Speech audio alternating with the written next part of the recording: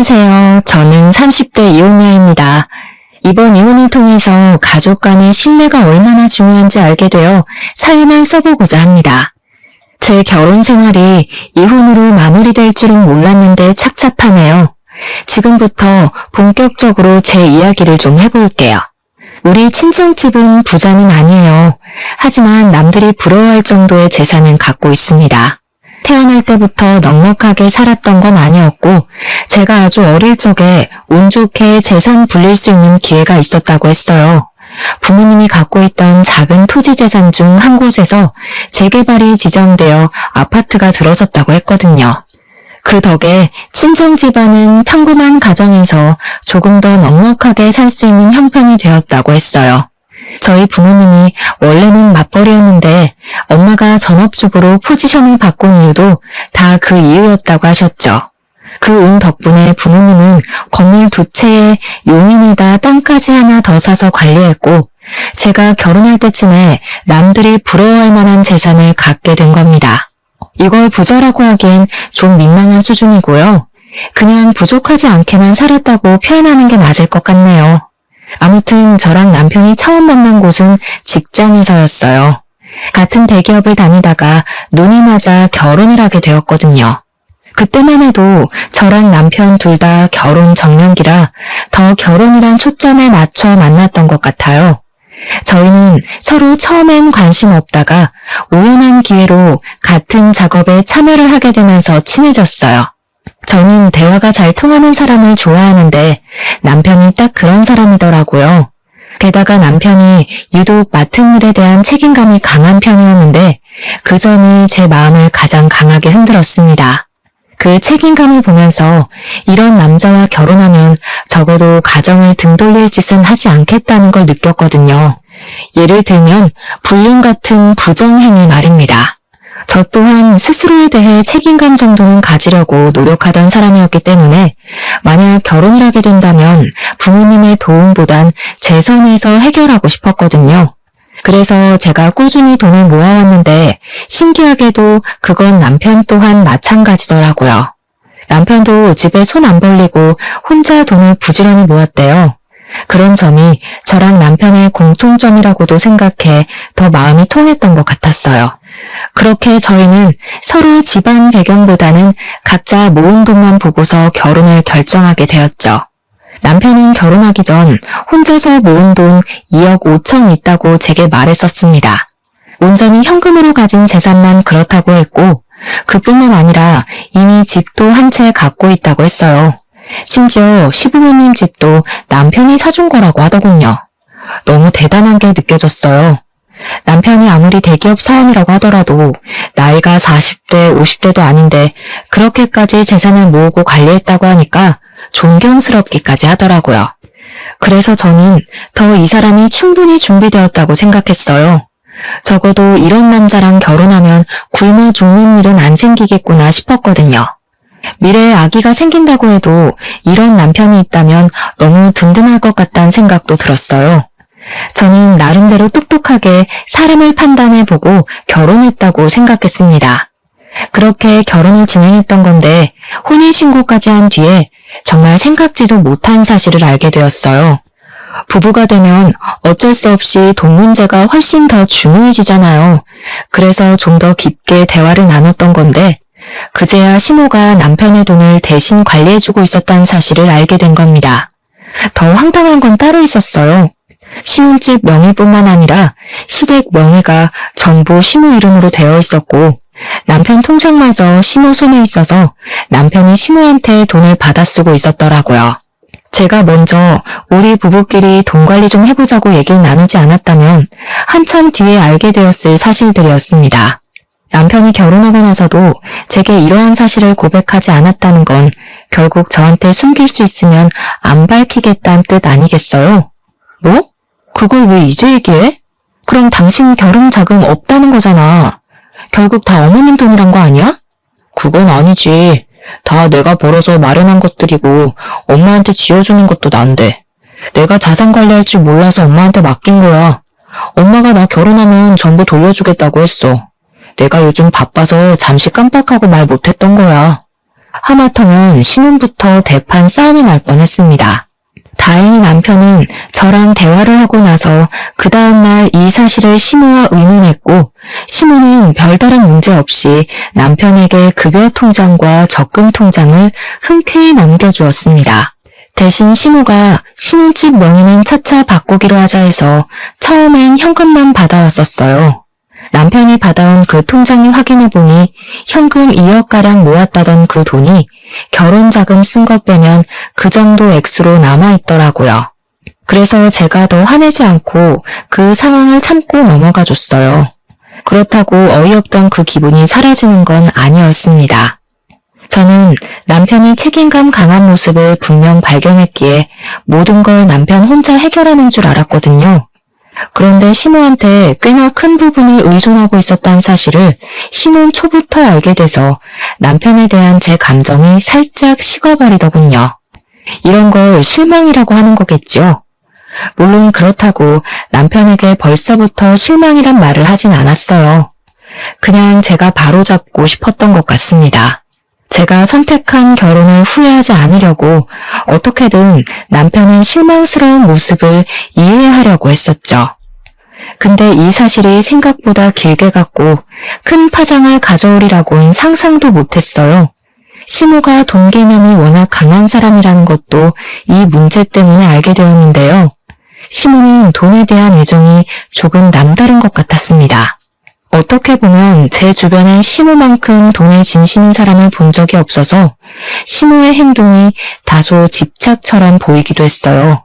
시모는 제가 처음으로 용돈을 주었을 때 그 자리에서 바로 현금을 세어보는 행동으로 저를 깜짝 놀라게 했습니다. 그러지 말라는 법이 없기 때문에 그저 놀란 것이 다였지만 결코 좋아 보이는 행동은 아니었어요. 그 용돈은 저랑 남편이 신혼여행 다녀오고 부부로서 잘 살아가겠다는 마음으로 준비했던 첫 용돈이었거든요. 양가 어른들께 똑같은 금액으로 드렸는데 시모만이 그 봉투를 받자마자 개봉해서 세어봤고 이내 저희에게 하는 말은 저를 더 놀라게 했었죠. 신혼여행 가서 재밌게 놀긴 했나 보구나. 돈이 얼마 안 남았나 보네. 그래도 앞으로는 이 액수보다 더 챙겨주겠지.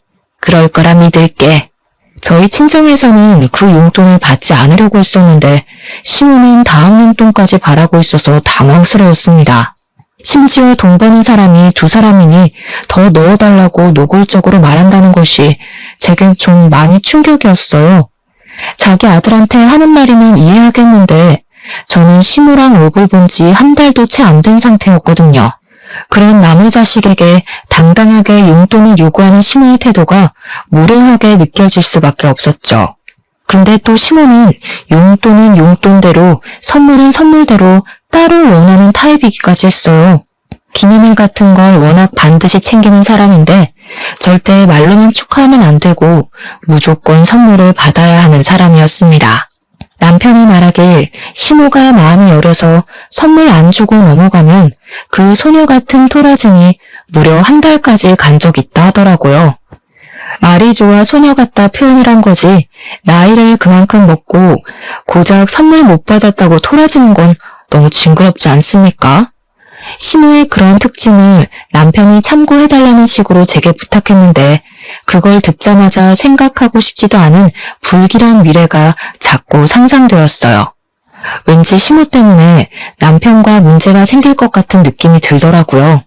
시모랑은 최대한 갈등을 만들지 않는 것이 좋겠다고 생각해서 저는 시모와 자주 마주하지 않기 위해 갖은 노력을 했었습니다. 어차피 저희가 분가를 하고 있었으니 제가 굳이 바빠서 시간이 안 된다면 시모를 안 볼 수 있을 거라 생각했어요.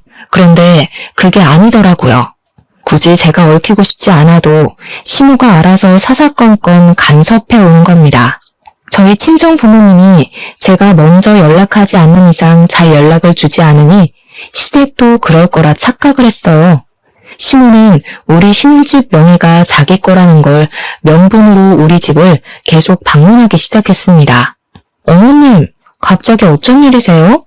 남편이 어머님 온다는 말을 안 해서 몰랐어요. 오시는 줄 알았으면 뭐라도 준비해 놓을 걸 그랬네요. 아직은 내 집이지 않니? 내가 굳이 너한테 알리지 말라고 했어. 아들 허락만 받으면 되지 뭐하러 두 사람씩한테나 허락을 구해. 어차피 명의 넘겨주면 이럴 일도 없을 테니 불편해할 것 없다. 그냥 잘 사나 보러 온 거야. 시모는 이런 식으로 저희 집을 쳐들어오곤 하셨는데 말만 잘 사나 보러 왔다고 표현한 거지. 사실 시모는 올 때마다 집안 살림살이를 둘러보면서 잔소리를 엄청 했습니다. 그게 다 돈 얘기였어요. 우리가 집에 새로운 무언가를 들이면 얼마 주고 샀는지를 꼭 물어보더라고요. 거짓말하고 싶진 않아서 솔직하게 얘기를 해주면 주로 새 것을 산 것에 불만을 품고 잔소리하셨어요. 요즘 중고도 상품 괜찮게 내놓는데 뭐하러 새 걸 사니? 이런 걸로 돈 아끼는 것도 다 살림하는 지혜야. 앞으로 나한테 먼저 상의하고 구매해라. 그래도 저희 지금 신혼이고 또 처음 쓰는 건데 새 것 타고 싶어서요. 저희가 형편이 안 되는 것도 아닌데 굳이 중고를 살 필요는 없다고 생각했거든요. 또 이런 것들은 한 번 사면 몇 년씩 쓰는 거라 아무래도 새 걸로 시작하는 게 좋죠. 네가 경제관념이 없구나. 쓸데없는데 돈 쏟을 일 있으면 아껴서 적금이나 넣어. 요즘은 땅 파서 돈 나오는 시대 아니다. 아낄 수 있을 때까지 아껴야지. 나중에 나이 들어봐라. 어디 젊을 때처럼 돈 벌 기회가 쉽게 있는 줄 아니? 시모는 일단 자기 눈에 마음에 안 든다 싶으면 다 쓸데없는 곳에 들어가는 돈 취급을 했습니다. 자기가 쓰는 돈은 합리적이고 남이 쓰는 돈은 엄청 아까워했어요. 게다가 남한테 받는 건 또 좋아했고 자기 돈이 남에게 나가야 하는 건 굉장히 싫어했어요. 사실은 아들 집이나 저희 혼수까지도 다 자기 재산이라고 생각하는 것 같았어요. 자기가 자기 아들에게 명의를 넘겨준다고 하더라도 아들 돈이 자기 돈이라고 생각하시는 거죠. 그러니까 제가 제 스스로 뭘 사서 배치하는 게 마음에 안 드셨던 거예요. 저는 그때부터 시모가 굉장히 짠순이라고 생각했고 알뜰살뜰한 사람이 아니라 무력이 많은 사람이라는 걸 깨달았습니다. 솔직히 그 사실만으로도 제 시모복은 이미 날아갔다고 체념했어요. 하지만 딱 그까지만 했다면 저도 이혼할 만큼 불만을 품진 않았을 겁니다. 근데 시모의 욕심이 닿지 말아야 할 곳까지 닿기 시작하자 저도 모르게 걷잡을 수 없는 길을 들어서고 말았어요. 어느 날 남편이 시모한테 온 전화를 몰래 받고 있는 걸 엿들은 적 있었는데요. 그 내용이 정말 괘씸하고 화가 나더라고요. 사돈댁이 땅까지 있다면서 하나 정도는 사위 앞으로 명의해줘야 되는 거 아니니? 아직까지도 아무 말이 없었어? 네 마누라는 이런 것도 알아서 안 챙겨주고 뭐 한다니? 아직 내가 뭘 한 것도 없는데 장모님께서 덜컥 주는 것도 이상하지. 그냥 괜한 소리 하지 말고 얌전히 기다려. 사람 일은 모르는 거니까 그렇지. 그 집에 자식이 2명이나 더 있다며. 갑자기 사돈어른들 둘 다 확 죽어봐라. 네 목 없을 수도 있는 거 아니야. 그럼 이 결혼 정말 손해지 않니? 일단 기다려봐. 아직 결혼한 지 1년도 안 됐잖아. 한두 푼도 아니고 그렇게 큰 재산을 어떻게 검증도 안 된 사위한테 바로 넘겨주겠어? 듣자 하니 둘이서 친정재산 얘기를 몰래 나누고 있더라고요. 아무리 생각해도 시모 마인드가 진짜 어이없었어요. 우리 신혼집은 자기 명의로 해놓고 몇 달간 바꿔주지도 않고 있으면서 저희 개인 재산 간섭하는 걸로 모자라 이젠 친정 재산까지 몰래 탐내고 있는 거잖아요. 그건 아무리 어른이라고 하더라도 도가 지나친 태도라고 생각했어요. 시모가 저를 보면서 속으로 친정 재산을 노리고 있었을 걸 생각하니 너무 거북스럽더라고요. 그 실체를 알게 되니 기분이 많이 언짢았습니다. 근데 여기서 제가 더 실망스러웠던 건 남편 태도였어요. 남편마저 시모와 별반 다를 게 없는 사람이더라고요. 시모가 하는 말도 안 되는 소리에 남편이 대답할 때마다 제 귀를 의심했습니다. 그 상황에서 남편과 시모의 차이점을 굳이 언급해보자면 시모가 남편보다 조금 더 성급했다는 거예요. 솔직히 시모만 그랬다면 100번 1000번 생각해서 그럴 만한 위인이라 생각하고 무시할 수 있었거든요. 근데 남편까지 시모와 같은 마음을 품고 있었다는 건 제게 유일한 기둥이 무너지는 기분과 같았어요. 남편이 그러는 건 못 본 척 넘길 수가 없겠더라고요. 저도 모르게 이성보단 감정이 먼저 앞서갔어요. 저는 그 자리에서 안 숨고 바로 남편한테 다가가 뭐 하냐고 물었습니다. 그러자 남편 깜짝 놀라면서 시모 전화를 끊어버리더군요. 깜짝이야. 왜 남의 전화를 엿듣고 그래? 언제부터 있었어? 처음부터 다 듣고 있었던 거야? 처음부턴 못 들었지. 어머님이 우리 부모님 중매만에 하면서 재산 챙기라고 했던 거랑 당신은 거기에 반박은커녕 어머님 달래면서 기회 엿보고 있다는 것만 들었어. 그래서 우리 부모님한테 뭘 뜯어낼 생각인데? 뭔 개소리야. 우리가 뭐가 아쉬워서 남의 재산을 탐내겠어. 당신이 잘못 들은 거야. 그냥 엄마 친척 중에 재산 문제가 있어서 그래. 그동안 이런 식으로 숨겨왔구나. 내가 똑똑히 들었는데 뭘 아는 척이야. 그럼 어머님한테 가서 직접 물어볼까? 방귀 낀 놈이 더 성낸다고 남편은 저랑 입씨름하기 피곤하단 핑계를 대면서 자리를 피해버렸습니다. 당연히 저만 남편 뒤를 졸졸 쫓아다니면서 남편한테서 사실을 독촉했어요. 그랬더니 그게 결국 불씨에 기름을 들이부었고 결혼 후 처음으로 남편과 대판 다툼을 벌였습니다. 그럼에도 불구하고 남편은 끝까지 사실을 부정하더군요. 뒤늦게 사실을 밝혀도 속상한 마당에 저를 대체 뭘로 보는 건지 끝까지 숨기는 태도 때문에 더 실망이었죠. 사실 제가 당장 남긴 증거가 없었으니 저도 다짜고짜 시모한테 가서 이 문제를 따질 수 없었어요. 저는 그 뒤로 시모랑 남편을 유심히 살피게 되었습니다. 근데 남편이 시모한테 언질이라도 준 건지 시모가 언제나처럼 짠순의 기질만 있을 뿐 둘이 몰래 통화하는 일은 없더라고요. 일부러 더 조심히 하는 것 같았고 시모는 일부러 더 아무렇지 않은 척 저를 갈구는데 신경 쓰기만 했어요. 제가 굳이 시모를 자극해야만 그들 속셈을 조금이라도 드러낼 수 있겠더라고요. 혹시 제가 떠보면 넘어오지 않을까 싶어서 저는 한날 작정하고 철판을 깔았습니다. 그날은 시댁에서 밥 먹는 날이었어요. 참, 어머님, 저희 신혼집 명의 언제 바꿔주실 거예요? 이렇게까지 미룰 이유가 없는데 혹시 주기 싫으신 건가요? 아니면 저랑 남편이 오래 못 살 것 같아서 재산 지키려는 거예요? 저는 대놓고 뻔뻔하게 명의 변경을 요청했습니다. 그랬더니 제가 직접 물어볼 줄은 몰랐는지 시모가 당황해하더라고요. 그게 뭐가 그렇게 중요하니? 어차피 내 명의로 돼 있어도 내가 죽고 나면 내 아들 재산인데 내 아들 명의로 받거나 내 명의로 두나 그게 그거지. 그리고 너희들이 이혼을 하든 말든 그것까지 내가 어떻게 관여를 해? 넌 대체 나를 어떻게 생각하고 있었던 거니? 혼자서 아주 소설을 썼나 본데? 혹시나 싶어 여쭤봤죠. 사실 저도 부모님께서 원룸 건물 하나 준다 그랬는데 그냥 부모님 명의로 두라 그랬거든요. 저랑 남편이 언제 어떻게 될지 모르니까 굳이 서두를 필요 없잖아요. 근데 어머님 말씀 듣고 보니 그렇네요. 어차피 저희 부모님 돌아가시면 다 제 재산이니 굳이 명의는 안 바꿔도 되겠어요. 안 그래요?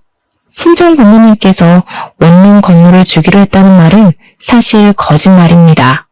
시모가 워낙 친정 재산에 눈독 들이고 있는 걸 알아서 제가 한번 떠본 거였어요.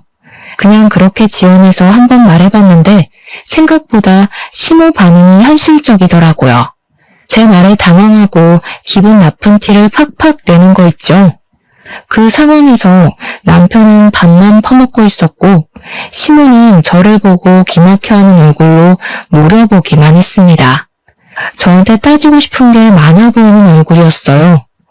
하지만 정작 자기가 뱉은 말이 있으니 저의 단호한 결정에 따로 반박은 못하더군요. 공짜 건물을 놓쳐서 기분이 많이 상한 것 같았습니다. 솔직히 그 얼굴을 보고 싶었던지라 아주 쌤통이라 생각했네요. 그날 이후로 시모랑 남편이 어떤 대화를 따로 나눴는지는 모릅니다. 대신 저희 집을 자주 찾아오던 시모의 발걸음이 뚝 끊긴 건 느꼈어요. 남편도 제 눈치를 보면서 잘해주기 시작했고 제 입에서 다시 건물 얘기가 나오길 기다리는 것 같았죠. 그렇게 좀 잠잠한 시간을 보내면서 서로 감정 상했던 사태가 수습이 되는가 했어요. 그런데 어느 날 예상치 못한 소식을 접하게 되었습니다. 제가 시댁의 코를 납작하게 눌러준 지 얼마 되지 않아서 우리 아빠가 하던 사업이 크게 망해버린 거예요. 그 탓에 친정이 갖고 있던 재산은 거의 몰수됐고 아빠는 약간의 빚만 져서 겨우 상인을 무마시켰습니다. 어린 시절부터 쭉 저희 아빠 회사는 강건했는데 생각도 못했던 아빠 회사의 부동은 저에게도 큰 충격이었어요. 그 바람에 친정 부모님은 결국 작은 원룸방으로 이사를 가게 되었고 친정아빠는 순식간에 신용불량자가 돼서 아무것도 할 수가 없는 상황이었습니다. 제가 모으고 있던 돈으로 친정 부모님께 집이랑 식비 등을 해결할 수 있는 여윳돈을 보내줘서 최악의 처지까진 면할 수 있었어요.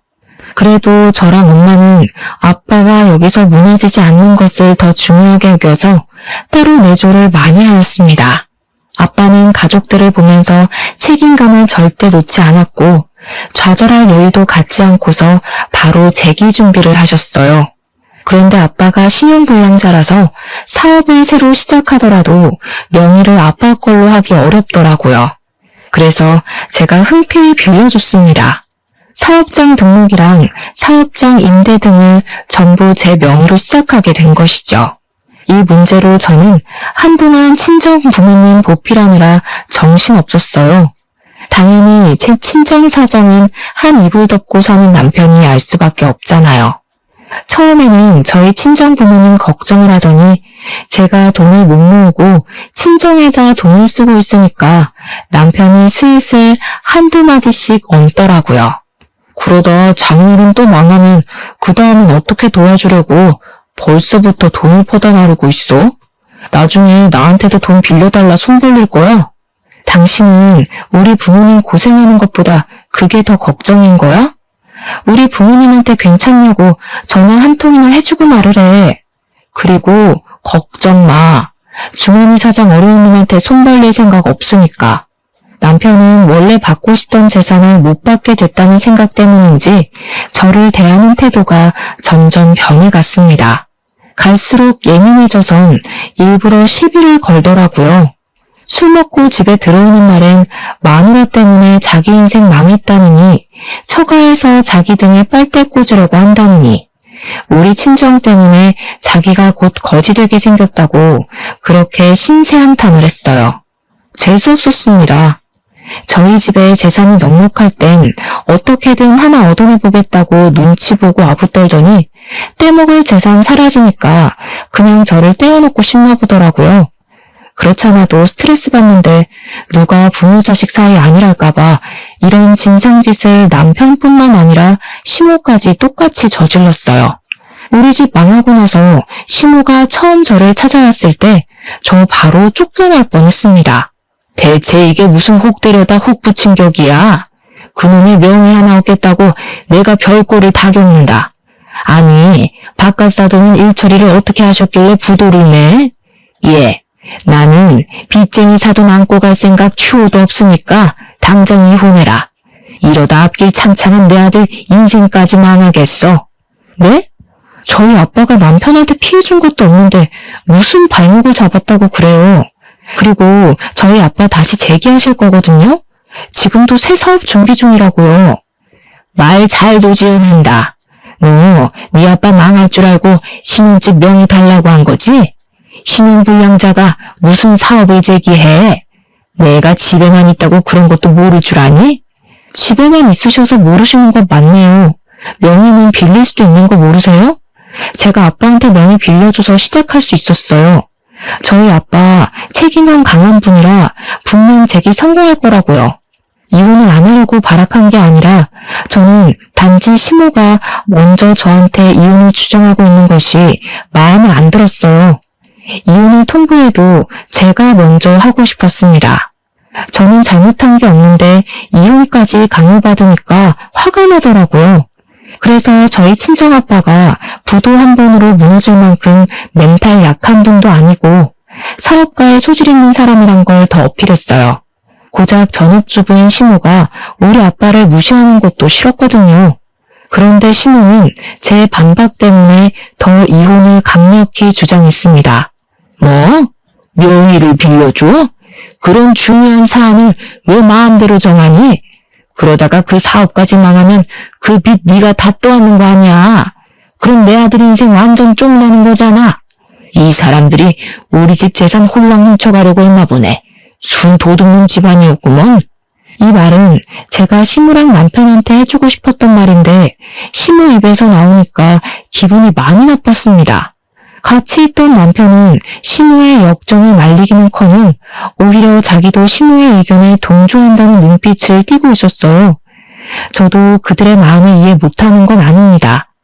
상대 배우자 집안이 부도가 나서 빚더미에 쌓였다거나 거지가 됐다고 하면 솔직히 불안할 것 같거든요. 그러나 이혼을 요구했을지는 모르겠어요. 너 때문에 내 인생 망하게 생겼다고 손가락질했을 것 같지도 않습니다. 그래서 그런가 두 사람의 태도가 너무 실망스럽고 정 떨어지더라고요.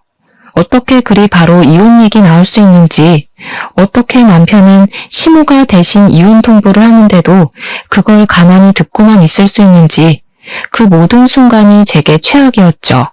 심지어 남편은 저 몰래 친정 부모님께 연락해서 이 사실을 밝혀버렸어요.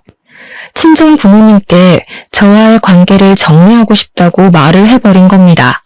친정 부모님한테서 연락이 왔는데 얼마나 죄송했는지 몰라요. 부모님께서 자신들 때문에 딸 인생을 망쳤다고 생각할 것 같더라고요. 남편은 그때부터 제가 싸움을 걸어도 자기는 이혼할 작정으로 막말을 해왔습니다. 입에 담기엔 너무 험해서 글로 표현할 수가 없네요. 그렇게 저희 상황과 관계는 극에 달할 대로 달해서 그야말로 심각한 우환이 찾아왔어요. 친정 부모님은 제 걱정에 잠을 설쳐서 언제 한번 시모한테 따로 연락을 했었답니다. 시모에게 애들 이혼에 대해서 시간을 두고 기다려달라 했나 보더라고요. 근데 시모는 저랑 친정 부모님한테 제대로 모욕을 주고 싶었던 건지 친정 부모님의 부탁에도 불구하고 굳이 제가 듣는 자리에서 친정 부모님과 다시 통화를 했습니다. 아무리 생각해봐도 우리가 너무 손해라서 왜 그래야 되는지 모르겠는데요. 그냥 막연히 기다려달라는 건 우리 보고 지금 눈 뜨고 코 베이라는 거잖아요. 나중에 자금 사정 어려워지면 우리 아들한테 돈 달라고 부탁할 거 아닌가요? 우리가 호구로 보이세요? 그럴 리가요. 그런 뜻 아니에요. 제가 이번에 준비하고 있는 사업 무조건 성공시킬 거라 이렇게 부탁드리는 겁니다. 제가 저한테 확신이 없으면 감히 이런 부탁 못하죠. 저 한번 믿어주시고 애들 이혼은 잠깐 보류하는 게 어떨까요? 꼭 보답할게요. 말귀를 못 알아들으시네. 사업가란 사람이 당장 상대방 말도 이해 못하는데 뭘 성공하겠단 거예요? 그쪽이 한때 돈 많은 사돈이라 해서 봐줄만 했던 거지. 그 집 딸내미가 어디 우리 아들같이 잘생긴 애랑 어울리는 줄 알아요? 당신 딸 볼 거라곤 집안 배경밖에 없어요. 근데 이제 거지꼴 됐으니까 값어치가 정말 떨어졌어. 나도 그런 며느리 필요 없어요. 시모는 제가 똑똑히 듣고 있는 상황에서 저희 아빠를 대놓고 무시하였습니다. 저 너무 화가 나서 쌀 씻고 있던 솥을 들고 그대로 시모한테 부어버렸어요. 정말 충동적인 행동이었죠. 물과 쌀알로 범벅된 시모가 놀라서 저를 쳐다봤는데 부모님 모욕하는 시모가 너무 사람 같지 않아서 저도 모르게 어른한테 해선 안 될 말을 해버렸어요. 어머님은 고작 며느리 흉이나 보는 무능력한 전업주부 아니세요? 아들 돈 없으면 길바닥에 나앉아서 돈 구걸하는 것밖에 못할 사람이잖아요. 배울 점이라곤 괜히 똥만큼도 없는 사람이 어떻게 우리 아빠를 무시해요? 진짜 주제넘네요. 그때 시모가 들고 있는 폰을 보니 전화가 끊어지지 않았더라고요. 아마 저희 아빠가 들었을지도 모르죠. 저는 속상해서 그대로 집을 나와버렸어요. 일을 이렇게까지 벌렸는데도 제가 차마 이혼을 두려워했던 건 사실 이유가 있었습니다. 그맘때쯤 임신이 되었기 때문이에요. 아이에게 한부모 가정을 만들어주고 싶지 않아서 최대한 힘써보고 이를 악물었던 겁니다. 제 감정은 이미 이혼을 하자고 마음먹었는데 새 생명이 생겨버렸다 보니까 머리가 자꾸 정말 이혼만이 답인 건지 고민하게 하더라고요. 저는 임신을 했다는 것도 산부인과 다녀와서 일주일 뒤쯤에 남편에게 밝혔습니다. 밝힌 이유는 그날도 남편이 저한테 이혼 얘기를 꺼냈거든요. 자기 엄마를 함부로 대하는 아내는 데리고 살기 싫다면서 말이죠. 그래서 임신 사실을 알렸더니 남편은 별로 놀라지도 않았습니다. 얼마나 됐냐고 묻다가 얼마 안 된 걸 알고는 바로 해결답을 내려줬어요. 지우면 되지 뭐가 문제야. 돈 때문에 그래? 수술하면 몸 힘들다니까. 지우는데 돈은 내가 내줄게. 대신 그거 끝나면 이혼하는 거다. 자기 자식이 생겼다는데도 아빠란 사람이 아이에게 하는 첫마디가 고작 저런 식이라니. 그 바람에 제가 결국 이혼을 결정하게 된 거였어요. 결혼 전만 해도 남편이 책임감 있다고 생각해서 믿고 따랐던 건데 막상 같이 살아보니 저와의 가정이 아닌 시모와의 가정에만 책임감을 갖고 있는 남편이란 걸 알았어요. 그걸 깨달았을 때 너무 허무했고 제 실수로 인해서 엄한 새 생명이 같이 상처받게 생겼다는 게 미안했습니다. 그래서 시모랑 남편을 용서할 수가 없었어요. 절대 그들이 행복하게 살도록 내버려 두기 싫었습니다. 조금이라도 저만큼의 고통까지 느껴봤으면 했어요. 저는 그들에게 이혼을 받아들이겠다고 얘기를 했어요. 대신 아이는 안 지우겠다고 했습니다. 그랬더니 이젠 양육권 문제 때문에 애 지우라고 겁박을 하더군요. 시모 집 나간 며느리 배에서 나온 아들 핏줄보단 돈이 더 중요한가 보더라고요. 그게 무슨 말 같지도 않은 소리니? 그런 식으로 우리 아들 발목 끝까지 잡고 있으려는 속셈 모를 줄 알아? 나는 내 손주를 이혼한 며느리가 낳게 할 생각도 없고 내 손주한테 이혼 부모가 있는 것도 용납 못한다. 시모는 남편을 재혼시켜서 자기 마음에 들도록 새로 가정을 만들 생각인 것 같았어요. 그런데 제가 집 나가서 애를 낳아버리는 족보가 꼬이니 그걸 두고 보기 싫었나 봅니다. 그래서 저를 틈만 나면 병원에 데려가려고 했고 아이를 지우게 하려고 애를 썼어요. 저는 이혼을 받아줄 때까진 그 신혼집에 버티고 있을 생각이었는데 아무래도 신변이 위험할 것 같아서 결국 야반 도주를 했습니다. 그 새벽에 친정으로 숨어들었죠. 저 당연히 스트레스 받은 것이 많고 사람 같지도 않은 그들에게 소송 이혼하고 싶었어요. 하지만 그때까지도 저희 집안이 어려웠을 때라 한 푼 두 푼이 아쉬웠습니다. 집안 형편이 빚더미인데 무슨 소송을 할 수가 있었겠어요. 그래서 눈물을 머금고 그들이 원하는 대로 합의 이혼을 하자고 했죠. 근데 역시나 애를 지울 때까지 이혼을 안 해주겠다고 하더라고요. 그렇게 이혼이 미뤄지면서 별거만 하길 1년이 지나버렸습니다. 저는 이혼을 하지 못한 채 출산을 먼저 하게 되었어요. 정말 예쁘고 사랑스러운 딸을 낳았는데 그 축복과 동시에 우리 친정에도 드디어 쨍하고 해뜰 날이 찾아오게 되었습니다. 아빠가 저랑 새로 태어난 손녀를 보곤 더 책임감에 불타올랐던 것 같았어요. 열심히 피땀 흘려 끝내 사업 재기를 성공한 겁니다. 그날의 희열은 정말 꿈만 같았습니다. 한번 날개를 한 아빠는 나이를 거꾸로 드시는 것처럼 무섭게 일어서기 시작했어요. 상가를 서너 개까지 구입할 정도로 갓에 일으켜주셨고 아빠는 그것이 전부 복을 안고 태어난 손녀 덕분이라 얘기를 하고 있습니다. 아무튼 노력해준 1년 넘는 시간 동안 홀로 편히 자지도 못한 아빠 덕분에 우리는 작은 원룸에서 다 같이 살 수 있는 넓은 아파트로 옮겨갔어요. 그제야 드디어 숨통이 트이는 느낌이었습니다. 아빠 회사가 부도가 나기 전에는 몰랐던 소중한 것들과 감사한 것들이 뼈저리게 느껴졌어요. 세상에 당연한 것과 영원한 건 없다는 말 정말 기억하고 살아야 될 것 같더라고요. 그리고 저는 아직까지도 양육비 때문에 이혼 안 해주고 있는 시댁을 상대로 소송을 준비했습니다. 아빠의 지원받아서 좋은 변호사를 선임할 수 있었어요. 제게 시모와 남편은 10년 묵은 채증이나 다름없었고 손톱 옆에 난 가시 같은 존재였어요. 드디어 잘라낼 수 있게 되었다니 너무 기뻤습니다. 그렇게 그들에게 한 통의 연락도 없이 곧장 이혼 소송을 진행했고요. 양육권도 청구했고 시모랑 남편에게 여러 가지 협박당했던 통화 기록을 제출하여 정신적 손해배상까지 요청했죠. 그랬더니 그제야 친정아빠의 재기 성공 소식을 시모랑 남편이 알게 되었습니다. 자기들 자존심 때문인지 나름대로 저희 아빠를 뒷조사한 것 같더라고요. 저희 아빠가 부도나기 전보다 빠른 속도로 성장하고 있다는 것까지 알아낸 건지 깜짝 놀랄 만큼 아빠가 성공하자 태도 바로 돌변하는 거 아니겠어요? 저한테 연락 온 목소리가 너무 상냥한 겁니다. 그동안 고생 많았지? 못 본 사이에 벌써 우리 손주가 태어났겠구나. 우리 아들이 너 없이 자리를 못 잡아서 내가 그간 너무 정신없이 살았어. 그래서 연락할 여유가 없었네. 그나저나 집안 문제 좀 해결됐다면서? 한 해 만에 일어나는 게 쉬운 일이 아닌데 너네 아빠도 참 대단하다. 역시 전문 사업가는 다른가 봐.